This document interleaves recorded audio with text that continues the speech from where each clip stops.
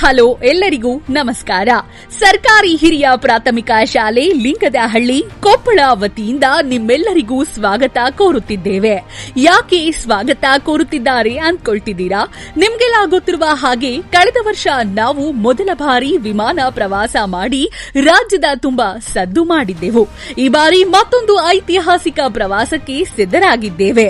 ಎಲ್ಲಿಗೆ ಅಂತೀರಾ? ಇದೇ ತಿಂಗಳು 28ರಿಂದ ಗೋವಾ, ಮುಂಬೈ, ಭೂಪಾಲ್, ಮಥುರಾ, ಆಗ್ರಾ ಹಾಗೂ ಡೆಲ್ಲಿಗೆ 6 ದಿನಗಳ ಯಾತ್ರೆ ಕೈಗೊಂಡಿದ್ದೇವೆ. ಲೋಕಸಭೆ ಪ್ರವೇಶ ಮಾಡುತ್ತಿರುವ ಕರ್ನಾಟಕದ ಮೊದಲ ಸರ್ಕಾರಿ ಶಾಲೆ ನಮ್ಮದಾಗಲಿದೆ.